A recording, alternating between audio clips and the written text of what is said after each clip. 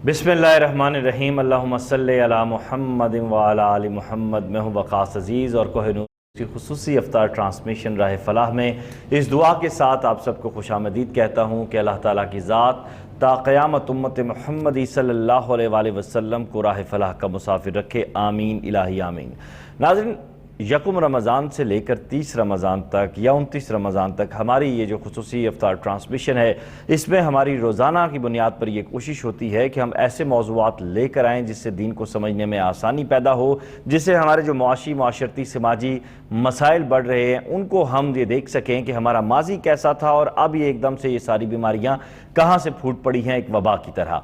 इसमें कोई दूसरी राय नहीं है कि रमज़ान करीम जो है ये अल्लाह ताला की एक ख़ास नेमत है मुसलमानों के लिए, और इस महीने में जहाँ हम अपने रब को राज़ी करने की पूरी कोशिश करते हैं, वहीं अल्लाह ताला की जानिब से अपने बंदे के लिए भी बेशुमार इनामात रखे गए हैं, जिनमें से एक इनाम ये है कि आपकी एक इबादत का बदला जो है वो 70 गुना से ज़्यादा दिया जाता है। इससे बढ़कर एक मोमिन के लिए, एक मुसलमान के लिए क्या ख्वाहिश हो सकती है या उसकी क्या तमन्ना, ये कोशिश हो सकती है कि उसका एक अमल जो आम दिनों में अगर पानी पिलाने की 10 नेकियां हैं तो वो 70 गुना डबल हो जाती हैं। इससे बढ़कर उसको और क्या चाहिए। इसी तरह इबादत का भी सिलसिला है। कुछ नफली इबादत हैं, कुछ आप पे जो फ़र्ज़ की गई हैं वो इबादत हैं, और कुछ इबादत ऐसी हैं जिनका ताल्लुक़ बराह रास्त रमज़ान करीम के साथ जुड़ा हुआ है और मखसूस हैं वो इसी माह मुबारक के साथ। उनमें से एक इबादत जो है जिसे एतकाफ़ कहते हैं। हमारी ये आज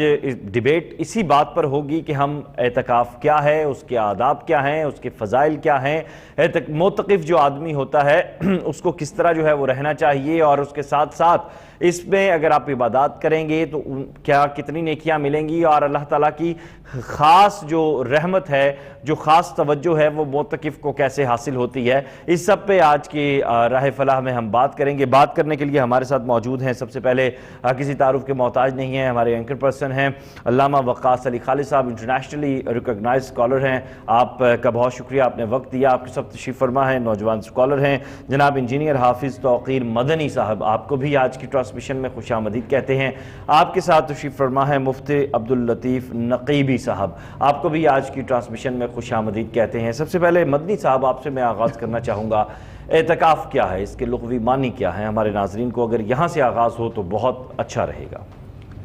अल्हम्दुलिल्लाह वस्सलातु वस्सलामु अला रसूलिल्लाह सल्लल्लाहु अलैहि व अला आलिहि व अस्हाबिहि वसल्लम। मुहतरम, आपने सवाल किया कि इत्तिकाफ़ के लुग़वी माना क्या हैं। इत्तिकाफ़ अरबी ज़ुबान का लफ्ज़ है, इसके माना रुक जाने के हैं या खुद को रोक लेने के हैं। इसमें इंसान तमाम दुनियावी उमूर तर्क कर देता है और वो खलवत नशीनी इख्तियार करता है, यकसुई के साथ मस्जिद में आ जाता है और उसके तमाम जो दुनिया के मामलात होते हैं वो रुक जाते हैं, वो तमाम मामलात से खुद को रोक लेता है। इसमें इंसान इबादत करता है यकसुई के साथ, नवाफिल की कसरत करता है, कुरान करीम की तिलावत करता है, इस्तिग़फ़ार करता है, वज़ाइफ करता है और हर वक़्त इसी इबादत में मशगूल रहता है। गोया ये तमाम इबादत हैं। इबादत है तो इत्तिकाफ़ गोया मजमूआ-ए इबादत है। शरीयत इस्लामी की इस्तिलाह में रमज़ानुल मुबारक के आखिरी अशरा में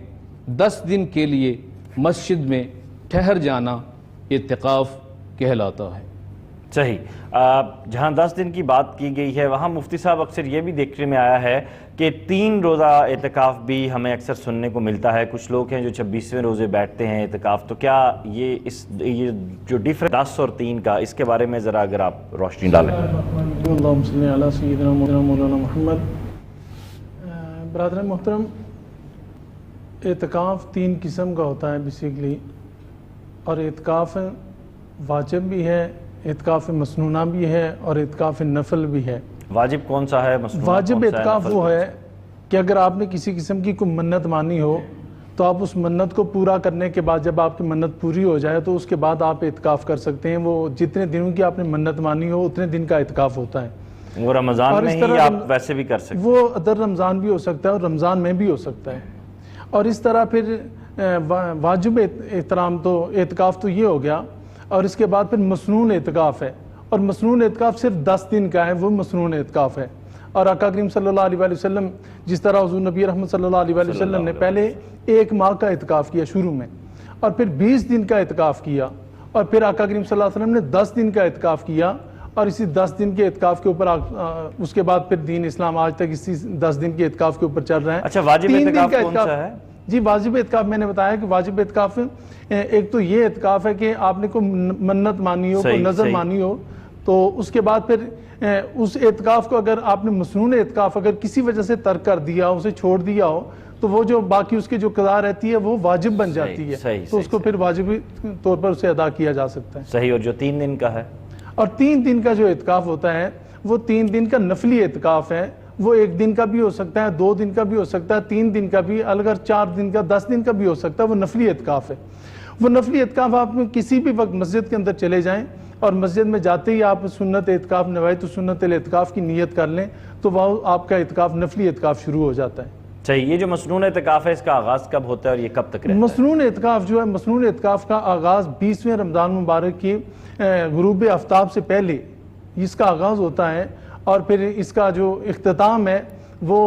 شوال المکرم کا جو چاند نظر آتا ہے، تو چاند نظر آتے ہی پھر آپ کا اعتکاف مکمل ہو جاتا ہے۔ صحیح صحیح۔ وقاص علی خالد صاحب، ابتدائی جو اعتکاف کے حوالے سے گفتگو ہے وہ تو سامنے آئی۔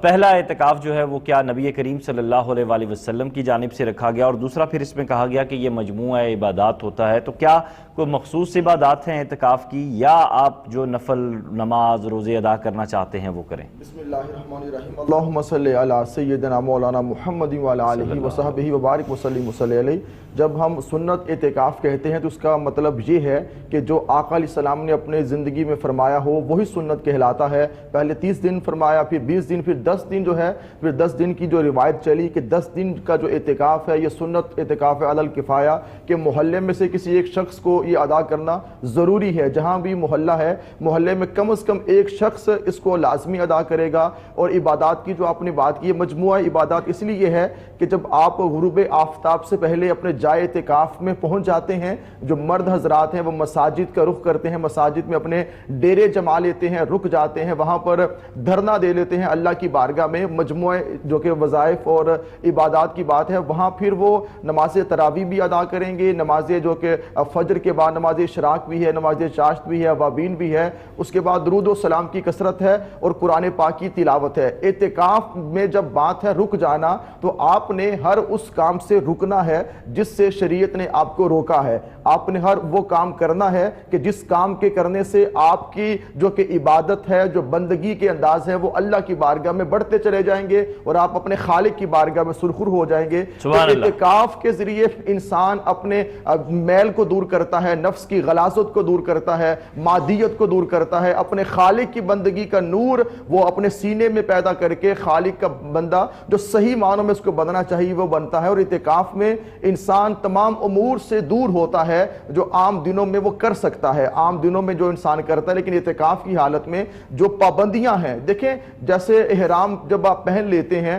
تو آپ پر کچھ پابندیاں عائد ہو جاتی ہیں، جب آپ اعتکاف کی نیت کر لیتے ہیں، معتکف ہو جاتے ہیں، آپ پر پھر وہ چند پابندیاں ہیں کہ جن پر آپ نے رہنا ہے، اس پابندیوں میں رہ کے آپ نے جو 8-9-10 دن ہیں وہ آپ نے گزارنے ہیں۔ تو اس میں کثرت کے ساتھ تلاوت قرآن مجید، کیونکہ ماہ رمضان میں قرآن پاک نازل ہوا تو معتکفین کو چاہیے کہ قرآن پاک کی کثرت سے تلاوت کریں، اور درود و سلام، قرآن پاک کی تلاوت، درود و سلام اور نوافل کا ادا کرنا، یہ 3 جو عبادات ہیں ان کو کثرت کے ساتھ کرنا چاہیے۔ جب انسان قرآن پاک کی تلاوت کرتا ہے تو اس کے من کو روشنی ملتی ہے۔ قرآن اور رمضان کا آپس میں بہت گہرا تعلق ہے، ماہ رمضان میں ہی قرآن نازل ہوا، تو اس ماہ مقدس میں انسان کو تلاوت قرآن پاک کثرت سے کرنی چاہیے۔ اور درود و سلام یہ ایسی عبادت ہے کہ جو جس حال میں، جس انداز میں درود و سلام پڑھتا ہے وہ خالق کی بارگاہ میں قبول ہی قبول ہے۔ یہ کسی طور بھی وقاص عزیز صاحب اور عبادات رد ہو سکتی ہیں،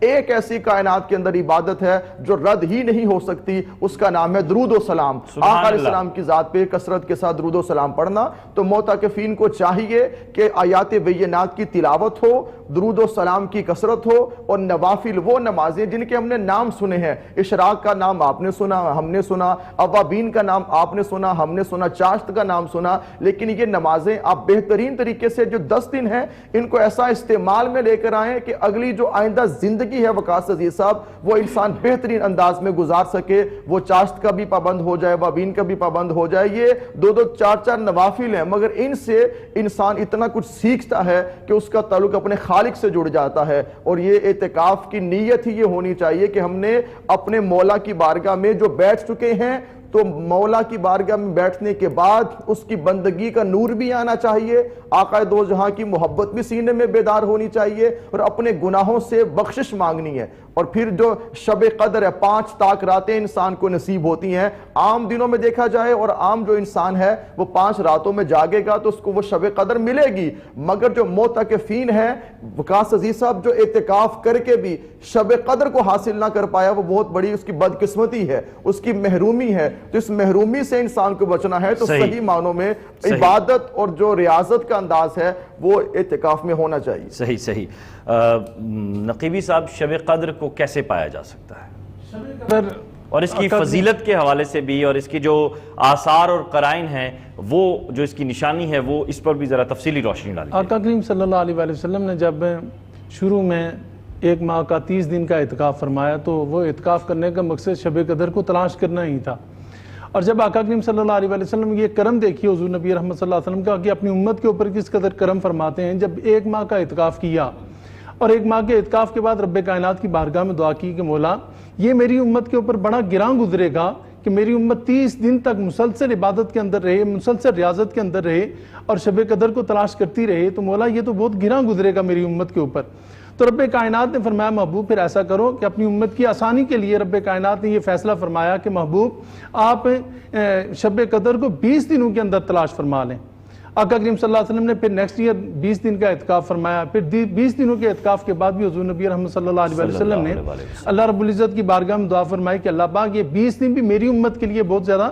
گراں گزریں گے, مشکل وقت ہے, اور 20 دن کے لیے مسلسل دن رات جاگنا, مسلسل عبادات کے اندر, ریاضت کے اندر, دنیاوی معاملات سے قطع تعلق ہو کر یہ سارے اعمال کرنا یہ بہت مشکل ہو جائے گا. تو خالق کائنات نے پھر کرم فرمایا آقا کریم صلی اللہ علیہ وسلم کی امت کے اوپر کہ رب کائنات نے فرمایا محبوب پھر ایسا کرو کہ ان 10 دنوں کے اندر 10 راتوں کے اندر اس کو تلاش کیا جائے. پھر آقا کریم صلی اللہ علیہ وسلم نے رب کائنات کی بارگاہ میں التجا کی مولا اور کرم کر دیا جائے. تو رب کائنات نے فرمایا محبوب پھر ان 5 راتوں کے اندر جو تاک راتیں ہیں ان 5 تاک راتوں کے اندر پھر شب قدر کو تلاش کیا جائے.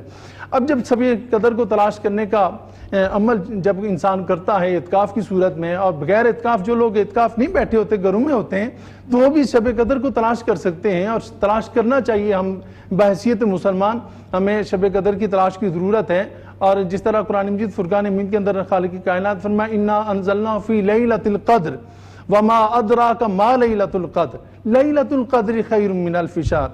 کہ خالق کائنات وہ عظیم ذات ہے کہ جس نے قرآن پاک کو اس رات میں نازل فرمایا, اور یہ وہ رات عظیم رات ہے, شب قدر عظیم رات ہے کہ خالق کائنات نے فرمایا یہ 1000 مہینوں سے بہتر رات ہے. اور اس رات میں خالق کائنات کی بارگاہ سے فرشتے ملائکہ زمین پر اترتے ہیں اور امت مصطفیٰ صلی اللہ علیہ وسلم کے لیے وہ استغفار کرتے ہیں, امت مصطفیٰ کے لیے توبہ کرتے ہیں خالق کائنات کی بارگاہ میں. اور یہ سلسلہ صبح نماز فجر تک جاری رہتا ہے, طلوع سحر تک صبح یہ جاری رہتا ہے. اور پھر آقا کریم صلی اللہ علیہ وسلم کی حدیث مبارکہ سے جس طرح ہمیں شب قدر کا جو اس کی رویت کا طریقہ کار ملتا ہے کہ حضرت صحابہ کرام مختلف صحابہ کرام کی آراء ہیں. صحابہ کرام فرماتے ہیں کہ جب ہم نے جس رات شب قدر کو تلاش کیا, اور اگر ہم میں سے کسی نے شب قدر کو تلاش کیا اور اس نے پا لیا,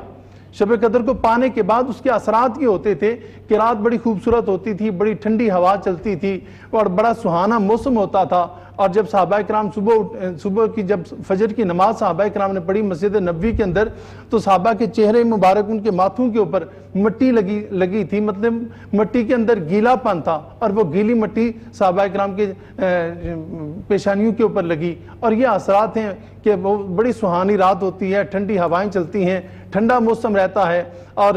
ابرآلود موسم رہتا ہے. تو یہ شب قدر کی اس طرح کی اس کے کچھ اثرات نظر آتے ہیں.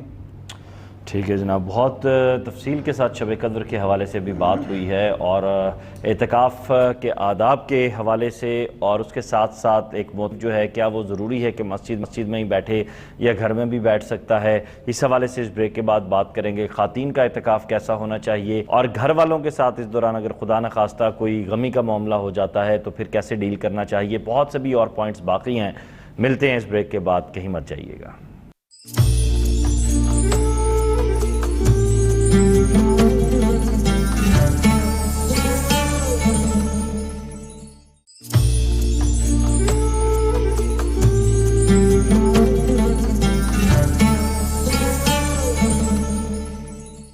ویلکم بیک ناظرین، اور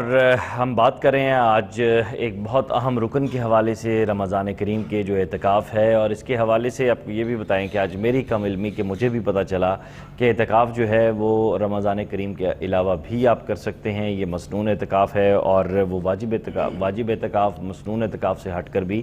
دیگر بھی اس کی جو ہے وہ چیزیں موجود ہیں۔ اب اس میں جو اہم سوال میرے سامنے اس وقت آ رہا ہے مدنی صاحب، وہ یہ ہے کہ کیا مرد گھر میں اعتکاف کر سکتا ہے؟ مسجد کا تو پتہ ہی ہے، مسجد کیوں زیادہ اہم ہے اور گھر کیوں اہم نہیں ہے، اور اگر یہ شرط ہے تو کن لوگوں کے لیے ہے، بزرگوں کے لیے ہے، معذوروں کے لیے؟ ذرا اس پہ روشنی ڈالیے گا۔ بسم اللہ الرحمن الرحیم۔ وَأَنْتُمْ عَاقِفُونَ فِي الْمَسَاجِدِ، قرآن کریم میں اللہ رب العزت نے ارشاد فرمایا کہ تم اعتکاف میں مسجدوں میں ہو، تو اعتکاف مسجد کے ساتھ مشروط ہے۔ پھر مفسرین لکھتے ہیں کہ پہلے وہ مسجد کہ جو علاقہ کی جامع مسجد ہے اس میں کوشش کریں کہ آپ اعتکاف کریں۔ اگر اس میں آپ کو موقع نہیں ملتا تو محلے کی وہ مسجد کہ جس میں 5 وقت کی نماز ہوتی ہے اور مؤذن اور امام مقرر ہے، اس میں آپ اعتکاف کریں۔ اور اعتکاف کی اہمیت کا اندازہ اس بات سے لگایا جا سکتا ہے کہ خود رسول رحمت صلی اللہ علیہ وسلم نے اپنی زندگی میں 9 سال مستقل اعتکاف کیا۔ 1 سال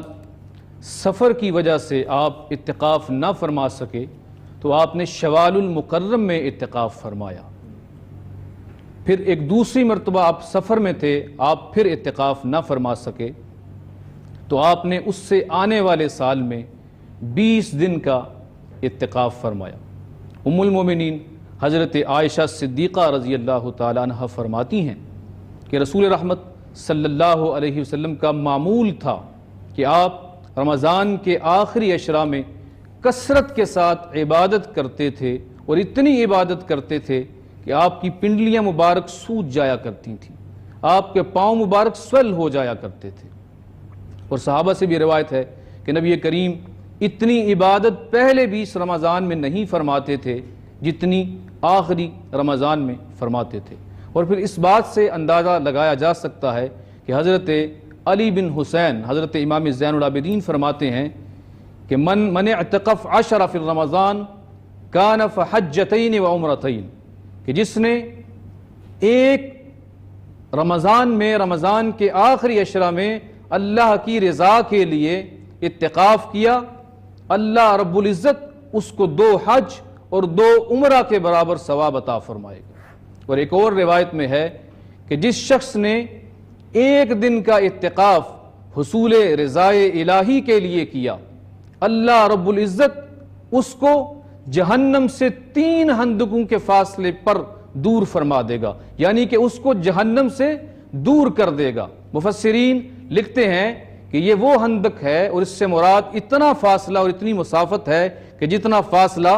زمین سے آسمان کا ہے اور مشرق سے مغرب کا ہے، اور 3 ہندک کے برابر فرمایا، جس کی شرح میں مفسرین نے لکھا کہ اس سے مراد یہ ہے کہ اللہ رب العزت جو شخص رمضان میں 10 دن کا اعتکاف کرتا ہے، اللہ رب العزت اس کو جہنم سے چھٹکارا عطا فرما دیتا ہے اور جنت کا پروانہ عطا فرما دیتا ہے۔ تو اعتکاف بہت بڑی فضیلت کا نام ہے، بہت بڑی سعادت کا نام ہے۔ دوسرا، وقاص عزیز صاحب آپ نے سوال کیا کہ اعتکاف کے دوران کیا خاموش ہی رہنا چاہیے؟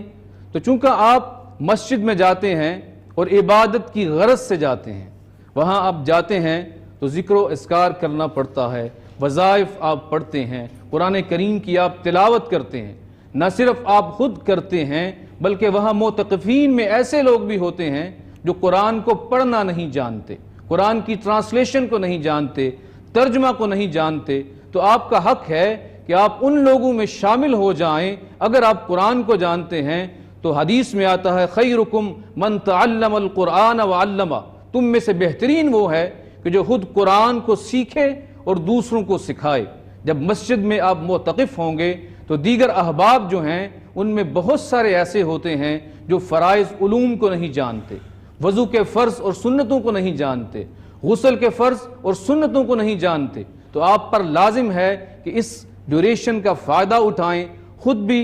عبادت کریں اور ان لوگوں کو بھی قرآن سنائیں، ان لوگوں کو حدیث سکھائیں، قرآن کریم کا ترجمہ سکھائیں، تاکہ آپ کا بیٹھنا دوسروں کے لیے خیر کا باعث بھی ہو اور آپ اجر و ثواب سے بھی محروم نہ رہیں۔ تو اعتکاف وہ عبادت ہے، ہم نے دیکھا ہے کہ کچھ لوگ خود کی رغبت تو نہیں تھی لیکن کسی کے کہنے پر انہوں نے اعتکاف کیا۔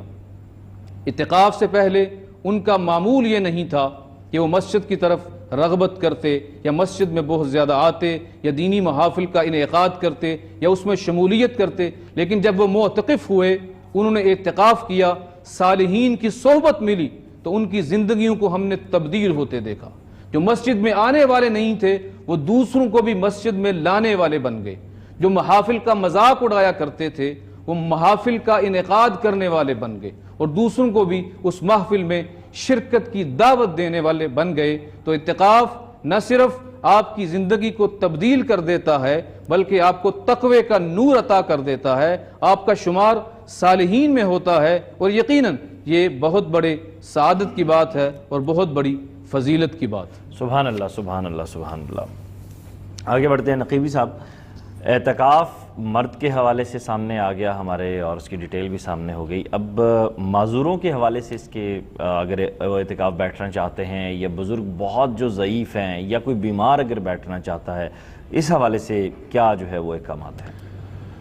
معذور افراد جو ہیں وہ اعتکاف کر سکتے ہیں، لیکن ان کی معذوری اس قدر ہو کہ وہ خود اس کو نجاست کے حوالے سے پاکی پلیدی کا اگر وہ خود اہتمام نہیں کر سکتے تو پھر ان کو اعتکاف بیٹھنے کی ضرورت کبھی بھی نہیں ہے۔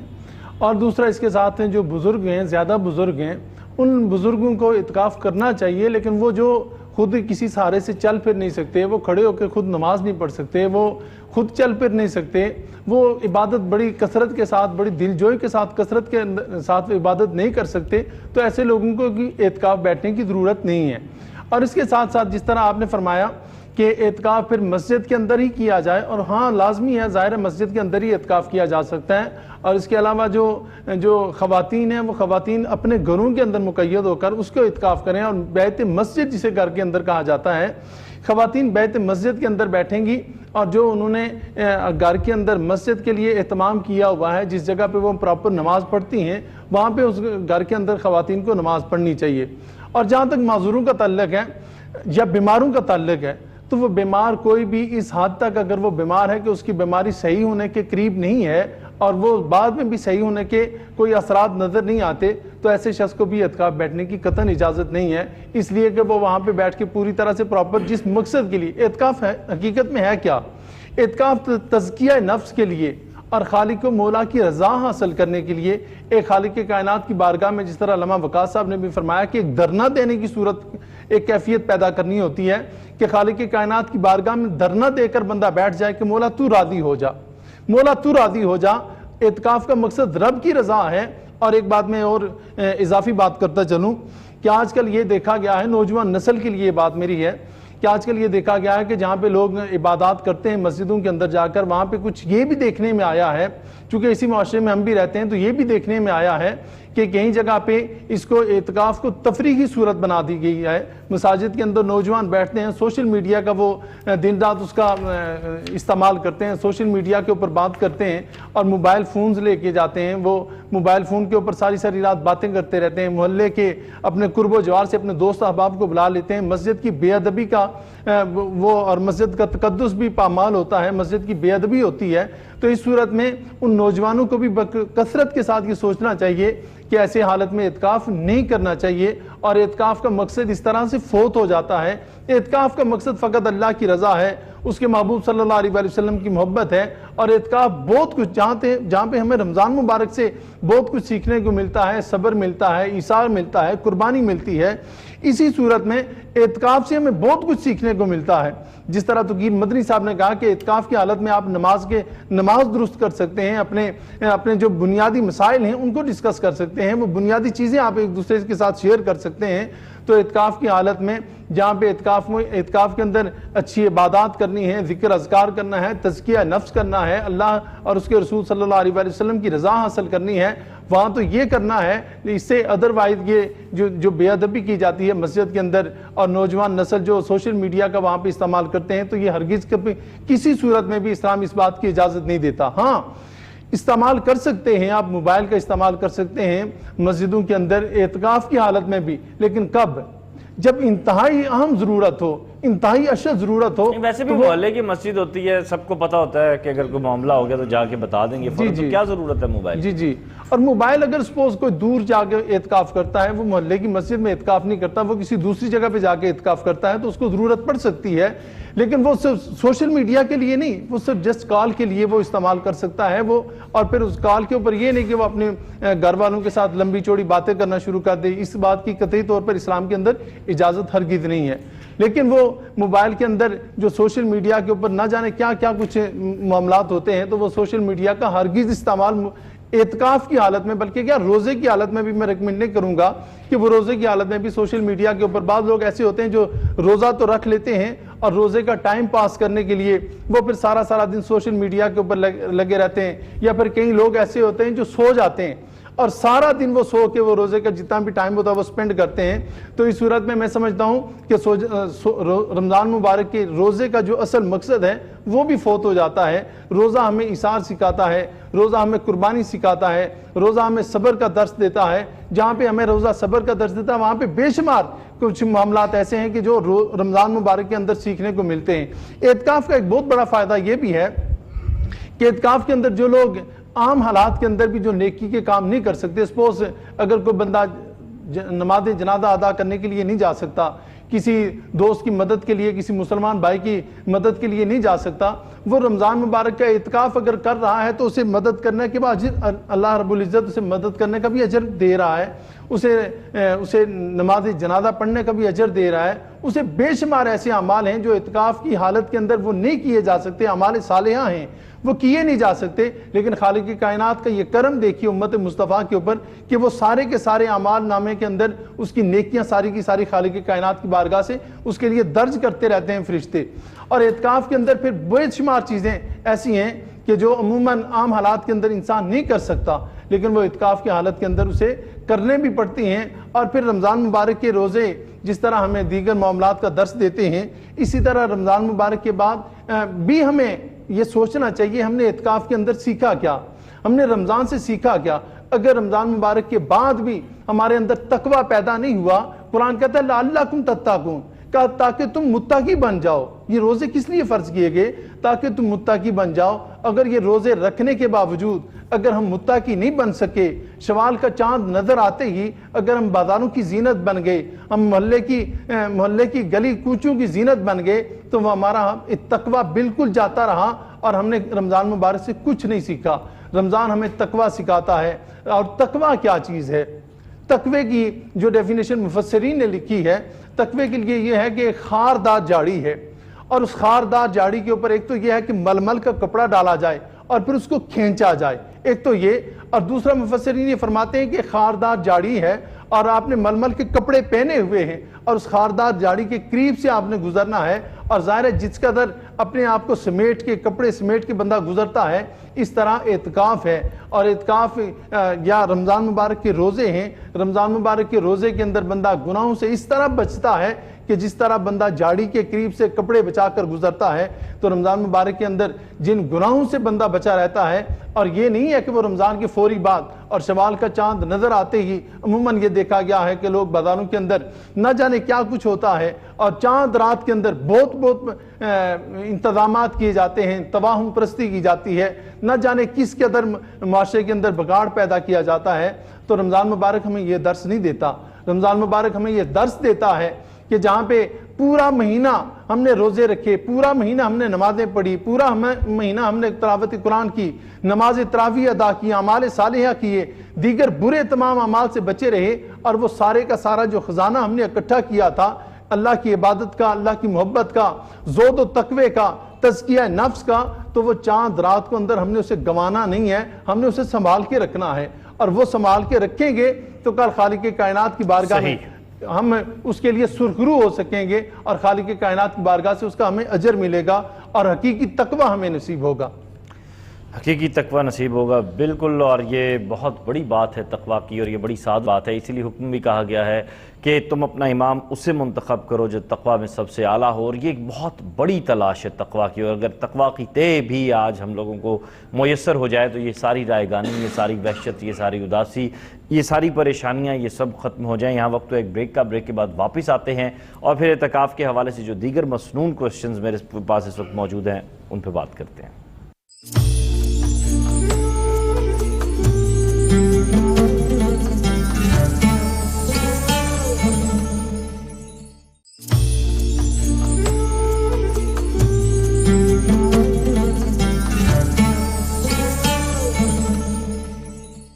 علامہ وقاص علی خالد صاحب، اگر جہاد کا اعلان ہو جائے تو کیا اعتکاف توڑا جا سکتا ہے؟ دیکھیں، اس بارے میں سوچنا یہ پڑے گا کہ جہاد کا اعلان اگر تو حکومت کی طرف سے ہے، حکومت وقت کی جانب سے ریاست کی طرف سے اگر ایسا جو کہ معاملہ ہوتا ہے تو پھر آپ کر سکتے ہیں۔ دیکھیں، جب ریاست اس میں انوالو ہے، ایک طرف آپ نے جہاد، لیکن یہاں اس موقع پر ایسا ہوتا نہیں ہے۔ یہ آپ نے جو سوال تو درست ہے، اس حالت میں آپ جو کہ اعتکاف کو توڑ سکتے ہیں، مگر ایسا ممکن نہیں ہے، ایسا ہوتا نہیں ہے۔ اگر ایسی صورتحال کنڈیشن بن جائے تو انسان جو ہے نا اس اضطراری کیفیت میں کر سکتا ہے۔ اضطراری کیفیت میں انسان ایسے کر سکتا ہے، بالکل۔ مفتی صاحب، آپ سے میں نقیبی صاحب یہ جاننا چاہوں گا کہ کون سی دو ایسی حالتیں ہیں جس میں مرد جو ہے وہ اعتکاف چھوڑ سکتا ہے یا باہر جا سکتا ہے مسجد سے؟ حالتیں تو ایسی تو ہیں کہ جس سے اعتکاف توڑا جا سکتا ہے، چھوڑا جا سکتا ہے، لیکن بعد میں اس سے اعتکاف کو پھر اعادہ اس کا کرنا پڑتا ہے۔ اور ضرورت اس بات کی ہے کہ یہ جو دو کیفیتیں ہیں، دو حالتیں ہیں، وہ کون سی ہیں؟ ایک پہلی تو یہ ہے کہ حاجت اصلیہ کے لیے، چونکہ واش روم وغیرہ کا انتظام مسجد کے اندر پاسبل تو ہوتا نہیں ہے، اور اگر سم ٹائم ایسا نہیں ہے تو اس کے لیے وہ مسجد سے باہر نکل سکتا ہے حاجت اصلیہ، آج کل تو ہے حاجت اصلیہ کے لیے، ایسے مقام پر جہاں پہ نہیں ہے وہ اس کو لے لیتے ہیں استعمال۔ اور پھر دوسرا یہ ہے کہ حضرت عبداللہ ابن عباس رضی اللہ تعالیٰ عنہ، آقا کریم صلی اللہ علیہ وسلم کی چچا جان کے صاحبزادے ہیں، آپ مسجد کے اندر اعتکاف کیے ہوئے تھے کہ آپ کے پاس ایک شخص آیا، دور سے آیا، اجنبی شخص تھا، اور آ کر آپ کے پاس بیٹھ گیا۔ آپ نے اس کی دل جوئی کے لیے اس سے پوچھا کہ بھائی میرے آپ کیوں پریشان ہو، مجھے آپ کا چہرہ بتا رہا ہے کہ آپ پریشان نظر آتے ہو۔ تو وہ شخص کہنے لگا کہ حضور میں اس لیے پریشان ہوں کہ ایک بندے کے میں نے کچھ پیسے دینے تھے، کچھ رقم دینی تھی، وہ رقم میں ادا نہیں کر پایا اور اس کا ٹائم آن پہنچا ہے، تو اس لیے میں تھوڑا سا پریشان ہوں۔ تو آپ نے فرمایا کہ کیا میں تمہاری اس کے بندے کے سامنے جا کے سفارش کر سکتا ہوں؟ وہ شخص کہنے لگا حضور ہاں میری سفارش کر سکتے ہیں، آپ کی اپنی مرضی ہے۔ آپ فوراً نکلے مسجد سے اور باہر نکلے تو وہ شخص کہنے لگا حضور آپ کا اعتکاف تھا، آپ اعتکاف کی حالت میں بیٹھے ہوئے تھے اور اعتکاف بھی مسنون اعتکاف تھا، تو حضور آپ نے کیوں ترک کر دیا؟ تو آقا کریم صلی اللہ علیہ وسلم کے قبر اطہر کے طرف انہوں نے اشارہ فرمایا حضرت عبداللہ ابن عباس نے، اور فرمانے لگے کہ میں نے آقا کریم صلی اللہ علیہ وسلم کی بارگاہ سے سنا تھا کہ جو شخص اپنے کسی مسلمان بھائی کی مدد کے لیے وہ اگر نکلتا ہے تو خالق کائنات اسے 10 اعتکاف کا اجر عطا فرماتا ہے، سبحان اللہ، 10 سال کے اعتکاف کا اجر عطا فرماتا ہے۔ تو کسی دوسرے مسلمان کی دل جوئی کے لیے، اس کی مدد کے لیے بھی اعتکاف توڑا جا سکتا ہے اور مسجد سے باہر نکلا جا سکتا ہے۔ اور جامع مسجد اگر نہیں ہے جہاں آپ بیٹھے ہیں تو وہاں جمعہ پڑھنے کے لیے بھی آپ جا سکتے ہیں۔ صحیح۔ اگر وقاص علی خالد صاحب فوتگی کی اطلاع آ جاتی ہے فیملی میں، جیسے خدا نہ خواستہ آپ کے بہت بلڈ ریلیشنز کی ڈیتھ ہو جاتی ہے، تو پھر ایسی صورتحال میں دیکھیں، ایسی صورتحال میں اگر آپ جنازہ پڑھیں گے، چلے جائیں گے، اعتکاف تو آپ کا ٹوٹ جائے گا، مگر اس کے بعد آپ اس کی جو نا قضا کر سکتے ہیں۔ اور کیونکہ اگر ایسا ریلیشن ہے، بلڈ ریلیشن ہے آپ کا، والدین ہو گئے، جی والدین ہیں، تو آپ دیکھیں اگر آپ نہیں جائیں گے تو آپ کو جنازے کا سب کا اجر ملے گا، لیکن ایسی کنڈیشن معاشرتی طور پہ ہم رک نہیں سکتے، ہمارے 100 معاملات ہوتے ہیں، ہم کہتے ہیں چہرہ دیکھنا ہے، 100 انتظامات کرنے ہیں، تو اس موقع پر آپ اعتکاف اگر وہاں جاتے ہیں تو اعتکاف آپ کا ٹوٹ جائے گا۔ صحیح۔ مدنی صاحب، اعتکاف کا انعام کیا ہے؟ نبی رحمت صلی اللہ علیہ وسلم سے ایک روایت حضرت، جیسا میں نے پہلے آپ کو بتایا کہ حضرت علی بن حسین نے جو فرمایا کہ 2 حج اور 2 عمروں کے برابر اس کو ثواب ملتا ہے، اور ہمارا اعتکاف کا جو مرکزی مقصد ہے وہ حصول رضائے الہی ہے، اللہ کی رضا کا حصول ہے۔ تو یقیناً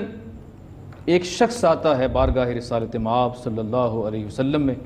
پوچھتا ہے یا رسول اللہ کوئی ایسا عمل بتا دیجئے کہ میرے لیے راہ جنت آسان ہو جائے۔ فرمایا علم دین سیکھنے کو لگ جاؤ، تمہارے لیے راہ جنت آسان ہو جائے۔ آج کل مختلف مساجد میں ہم نے دیکھا ہے کہ مختلف تنظیمات جو ہیں انہوں نے قرآن کریم کے سیکھنے کا سلسلہ، احادیث مبارکہ کے سیکھنے کا سلسلہ اور دیگر کافی دینیات کا جو سلسلہ ہے اس کو بڑھا کے رکھا ہے۔ وہ سیکھتے بھی ہیں، حلقہ احباب لگتا ہے، بیٹھتے ہیں، سیکھتے بھی ہیں، سکھاتے بھی ہیں، جس میں ہم نے یہ بھی دیکھا ہے کہ آج کل مساجد میں کچھ ہماری جو نیو جنریشن ہے بچے وہ اعتکاف پہ بیٹھتے ہیں، لیکن وہ مسجد کے فرسٹ فلور پہ یا کسی غرفہ پہ جا کے سوئے رہتے ہیں، کسی کمرہ میں چلے جاتے ہیں، جا کے سو جاتے ہیں، جبکہ نماز قضا ہو جاتی ہے۔ تو اللہ کے حبیب صلی اللہ علیہ وسلم نے فرمایا، صحابہ کرام تشریف فرما تھے، نبی کریم جلوہ فراز تھے، کہا اے صحابہ یہ بتاؤ کہ اگر کسی شخص کے دروازے کے آگے سے نہر جاری ہو اور وہ دن میں 5 مرتبہ اس نہر میں نہائے تو کیا اس کے جسم پر میل باقی بچ جائے گی؟ صحابہ نے کہا یا رسول اللہ ایسا تو ہرگز ممکن نہیں ہے۔ فرمایا اس کی مثال نمازوں سے ہے کہ جو شخص دن میں 5 مرتبہ نماز ادا کرتا ہے اللہ رب العزت اس کو گناہوں کی غلاظت سے طیب و طاہر کر دیتا ہے، صاف ستھرا کر دیتا ہے۔ اسی طرح ایک اور مقام پر اللہ کے حبیب صلی اللہ علیہ وسلم نے فرمایا کہ اے سلمان، راستے میں جا رہے تھے حضرت ابو عثمان اور حضرت سلمان فارسی،